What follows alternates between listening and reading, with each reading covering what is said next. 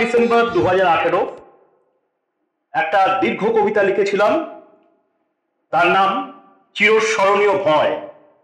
পরে ঈশ্বর কহিলেন, আমরা আমাদের প্রতিমূর্তিতে আমাদের সাদৃশ্যে মনুষ্য নির্মাণ করি, আর তাহারা সমুদ্রের মৎস্যদের উপরে, আকাশের পক্ষীদের উপরে, পশুগণের উপরে, সমস্ত পৃথিবীর উপরে ও ভূমিতে গমনশীল যাবতীয় সরীসৃপের উপরে কর্তৃত্ব করুক।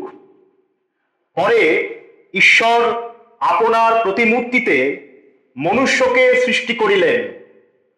জগৎ সৃষ্টির বিবরণ, আদি পুস্তক, পবিত্র Bible, the Bible society of India সংস্করণ।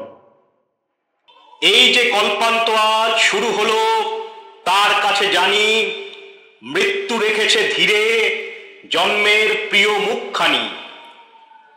পথটি দুভাগ হয়ে ধীরে চলে গেছে দুই দিকে, নদীর উপরে আজ কুয়াশার নিবিড় আলস্য। সময় অক্ষত থাকে, মানুষের ক্ষত বেড়ে যায়, সহস্র বছর পরে কাদের পায়ের শব্দ ক্রমশ ফুরায়। তাহলে প্রভূত বন্দনা করে আমরা যে সন্ধ্যের মুখোমুখি দাঁড়িয়ে রয়েছি স্থির রবাহুত রাজপথে যোদ্ধার ছদ্মবেশ পরে, সে তাহলে ছলনা ছিল কার? কোন দেবতার বড়া ভয়ে নগরীতে এসে আগুন দিয়েছে, লুট করে নিয়ে গেছে শস্যের ভাণ্ডার? কার নির্দেশে তবে প্রার্থনার মতো শস্ত্রটি উঁচিয়ে আছে তার? নদীটির ধার দিয়ে পথরেখা বহুদূরে চলে গেছে, মনে হয় আলোয় জড়ানো আছে, ছায়া কেঁপে কেঁপে যায়। মরীচিকা খোঁজ করলে এ পথেই হেঁটে যাওয়া ভালো, সে শাশ্বত পরাভব মনে হবে ক্ষণিকের বেদনার মতো, উঠেই মিলিয়ে যাবে, কিন্তু রেখে যাবে স্মৃতি প্রহেলিকাময়। জীবন সেখান থেকে বারবার খুঁজে নেবে অকৃত্রিম ভয়। ধরা যাক এ তাহলে মানুষের গাথা নয়, কার তবে? বিস্ময় গড়েছে সেতু প্রাচীন কল্পনা আর সাকার বাস্তবে। যতটুকু ভাবি তার চেয়ে কঠিন শব্দেরা ভিড় করে, মেঘে মেঘে ঢাকা পড়ে চারদিকে আকাশের অনন্ত আভাস। যেখানে পাখিরা ওড়ে, স্থির হয়, ফের খোঁজ করে অব্যক্ত সে নদীটিকে, যা শুধু নিজেকেই ভাঙে আর গড়ে। তাহলে যে অন্ধকার আমাদের অস্তিত্ব জুড়ে আছে, যাকে আমরা চিরায়ত মূর্তি ভেবে বন্দনা করেছি, তারপর ভাসিয়ে দিয়েছি জলে। স্থির জলে স্রোত ছিল, এবং সেসব স্রোতে ধীরে ধীরে ভেসে গেলে অক্ষয় প্রদীপ। মনে হবে এসবই নিজেকে খোঁজা, ভিতরে ও দূরে। তারপর একদিন চারপাশে পড়ে থাকবে রঙিন পালক। যেসব পাখিরা রোজ ভোরে আমাদের অক্ষমতা নিয়ে জেগে ওঠে আর ঘুমিয়ে পড়ে যখন ঘুমোবার নিদান দেওয়া হয়, ঘুমের ভিতরে এক দীর্ঘ পথ বহু দূরে চলে গেছে। অল্প কিছু ক্ষুধা আর রাত্রির নিষ্ঠুর প্রাচীর পেরিয়ে যখন চন্দ্রাহত বনতল অলৌকিক ফুলে ফুলে ছেয়ে গেছে, সব যাত্রাই উৎসব হয়ে ওঠে। মৃত্যুর কাছে যাওয়াটাও পরম উৎসব। কিন্তু হে তৃষ্ণা ও দহন, আমাদের চারপাশে কর্তৃত মাথারা যে কাল্পনিক শোভাযাত্রায় আজ পথে নেমেছে নীরবে, তাদের জন্যই কি স্থির পথ শুধু শুধু বক্রতার ভান করে যায়? আহত জলের রেখা ধীরে ধীরে নীরবে এগোয়, তারপর সে এক প্রজন্মের সাক্ষী হয়।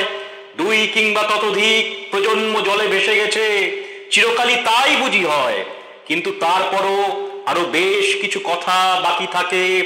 শব্দের শৃঙ্খল যত বেড়ে যায়, মনে হয় সব অন্তঃসার কখন শুকিয়ে গেছে।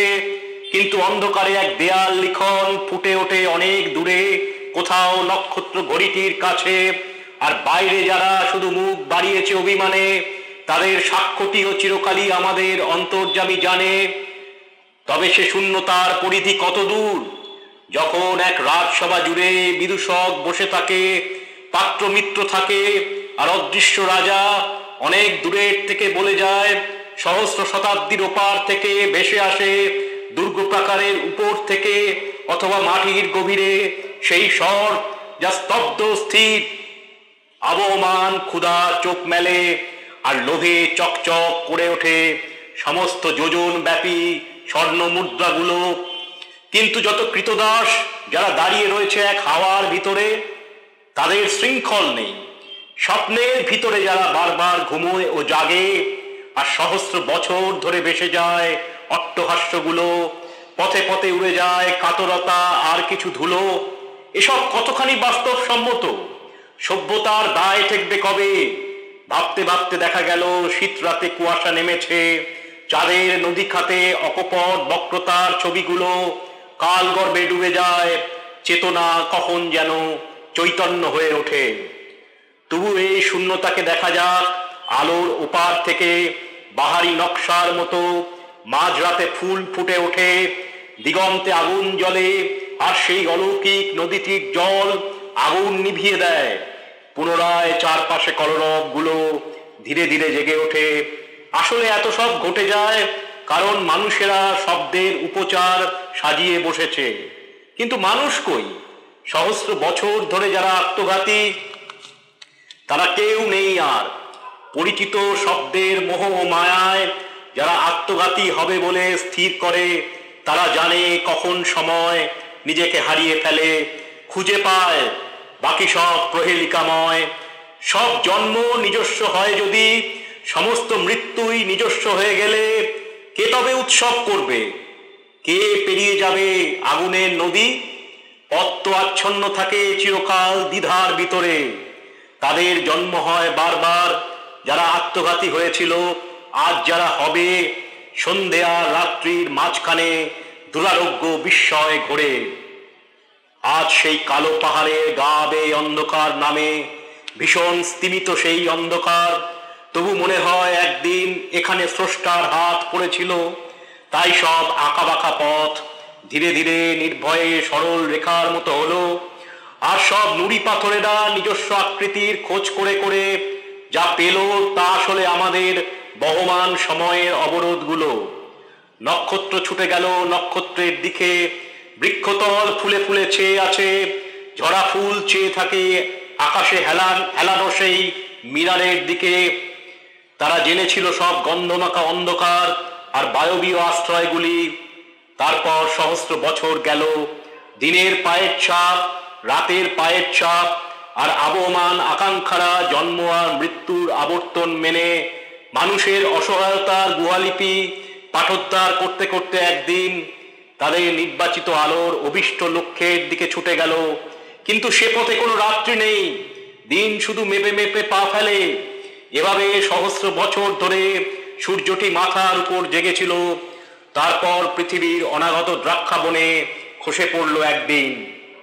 বাতাস দ্রুততর হলো, আর আমাদের লেখার খাতা জুড়ে গোধূলি বোঝাতে গিয়ে বিস্তর আঁকিবুকি কাটা হলো। তারপর উল্লাসের বাঁধ ভেঙে গিয়ে ছেঁড়া পাতাটা উড়ে গেল।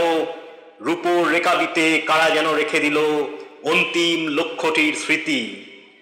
তাহলে কি প্রকৃতিতে সমাচ্ছন্ন মানুষেরা খোঁজ করে আলোর আড়াল? স্মৃতির আড়াল খোঁজে তারা, যদিও রাত্রিটি তন্দ্রাচ্ছন্ন নয়। কোন পথে হাঁটা ভালো? ঈশ্বর কোন পথে হাঁটে? সে পথে কি শোনা যায় নির্বাসনে উটের কাফেলা চলেছে?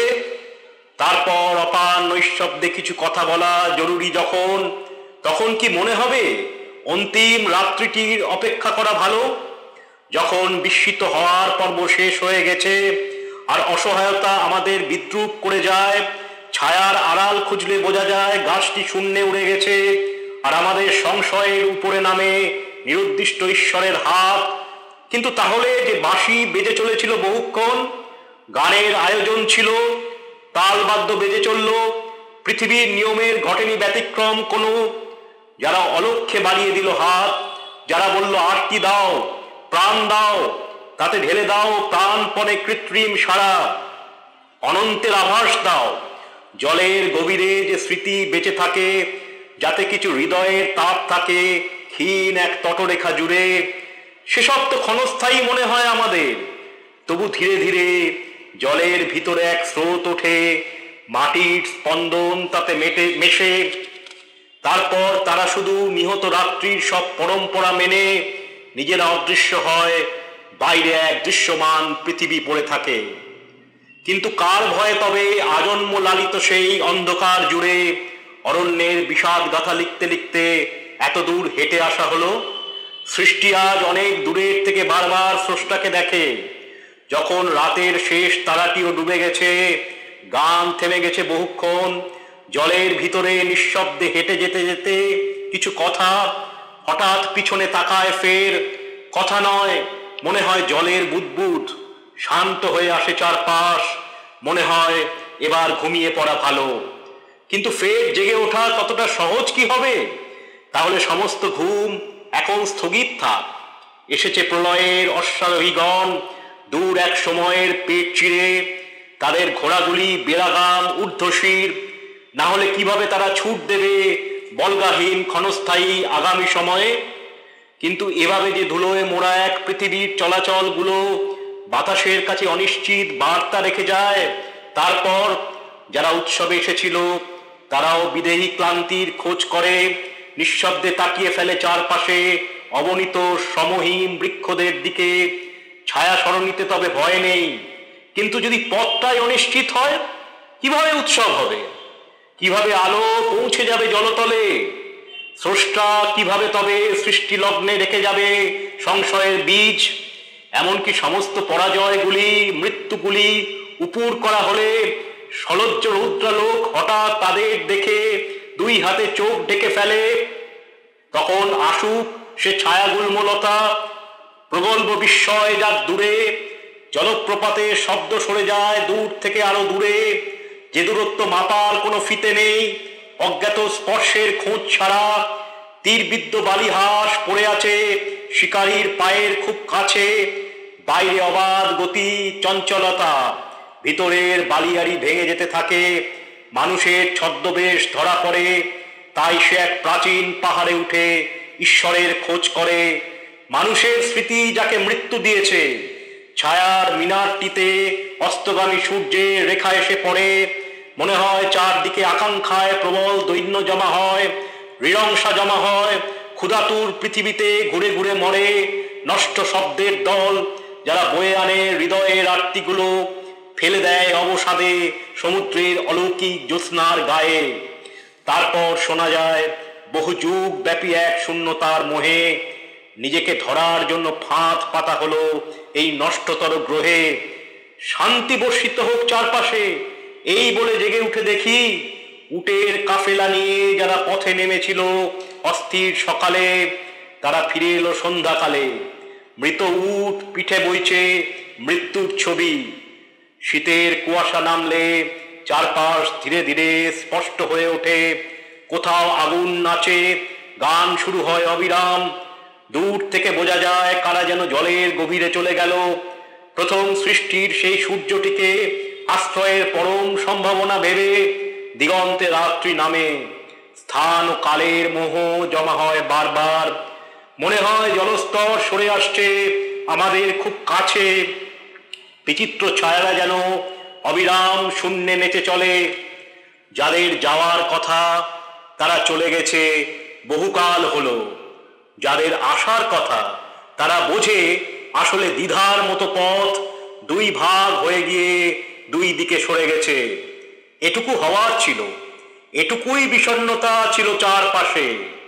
আমরা হারিয়ে যাই, সৃষ্টি ও স্রষ্টার মাঝে ক্ষীণ যোগ ছিঁড়ে যায়। দেওয়ার থাকে না কিছু, বারবার মাটি থেকে শুষে নিতে হয় আলো ও হাওয়ার আরতি আর সেই চিরস্মরণীয় ভয়। এই যে কল্পান্ত আজ শুরু হবে, তার কাছে জানি মৃত্যু রেখে যাবে ধীরে জন্মের প্রিয় মুখখানি।